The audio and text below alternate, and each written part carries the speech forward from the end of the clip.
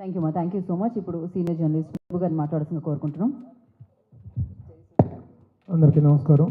Cinema చూసి బయటకు వస్తుంటే మైక్ చేతికిచ్చి మాట్లాడమంటే ఏం మాట్లాడాలి సినిమా గురించి అనే సినిమా చూసిన తర్వాత కొన్ని సినిమాలకు తప్పనిసరి పరిస్థితుల్లో మనసులో లేనిది సినిమా ఎలా ఉన్నప్పటికీ కూడాను ఆహా ఓహో అని మాట్లాడాల్సిన సందర్భం ఏర్పడుతుంది. కానీ ఇక్కడ అలాంటి ఆత్మవంచన చేసుకోవాల్సిన అవసరం ఏ మాత్రం లేకుండా ఈ మై బేబీ సినిమా ఇది మై బేబీ అని చూసిన ప్రతి ప్రేక్షకుడు చెప్పుకునే స్థాయిలో ప్రతి ఒక్కళ్ళు కూడా మై ఫిల్మ్ మై సినిమా అని చెప్పుకొని దీని గురించి ఒక 10 మందికి చెప్పేటువంటి చక్కని సినిమాని ఈ రోజున మనం చూడగలం.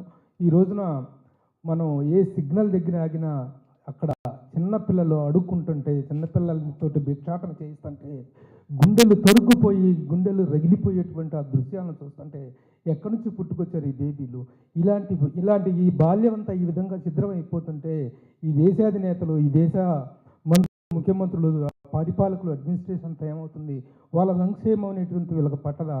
నిజంగా human trafficking women trafficking and child trafficking అనేటువంటిది చాలా దారుణమైనటువంటి నేరాలు. ఈ నేరాల మీద ఒక కన్ను వేయాల్సినటువంటి అవసరాన్ని దృష్టిని కూడా ఈ సినిమా ప్రసరింపజేసింది. ఇలాంటి క్రైమ్ నిరోధించాల్సినటువంటి ఇదిని కూడా చేసిన. అలాగే ఇక నటీనటుల పర్ఫార్మెన్స్ గురించి చెప్పాలంటే అద్భుతం.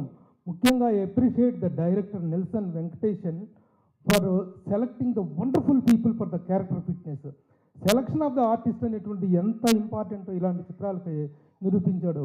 అది హీరోయిన్ ముఖ్యంగా ఆ అమ్మాయిలో ఒక మన పల్లెటూరు నేటివిటీ, ఆ పిచ్చి క్యారెక్టర్కి కావాల్సిన నేటివిటీ, ఆ అమాయకత్వం, ఆ అమ్మాయిని సెలెక్ట్ చేసుకోవటంలో కానీ hero anyhow is very handsome.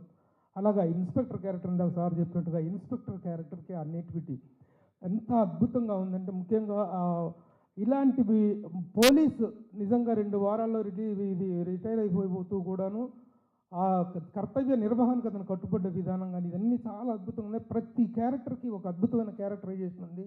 ఈ మధ్యకాలంలో కోటాను కోట్లు తగలేసి తీస్తున్న సినిమాలు ఎలా చూస్తాం ఎలా వస్తున్నాయి మనం చూస్తూనే ఉన్నాం.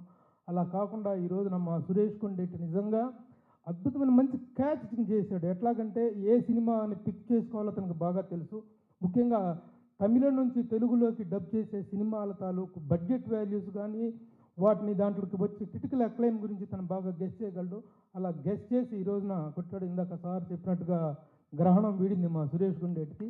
నేను ఈ సినిమా ముందు రోజే చెప్పాను, ఇప్పుడు 6 రోజుల కిందనే చెప్పాను, సినిమా రైట్స్ కొనన్నప్పుడే చెప్పాను, ఈ దెబ్బతో నీ దరిద్రం వదిలిపోవాలయ్యా సురేష్ కొండెట్టి మళ్ళీ ఎగైనా. ఎందుకంటే 25 సంవత్సరాలుగా ఒక పత్రికను రన్ చేయటం, వారం వారం పత్రిక తేవటం కాదు, వారం వారం ఒక ప్రసవం పత్రిక తేవటం అనేది కొన్ని వేల ప్రసవాలు చేశాడు అతను, డెలివరీస్ చేశాడు. అంత గొప్పగా ఆ పత్రికను రన్ చేసేసాడు.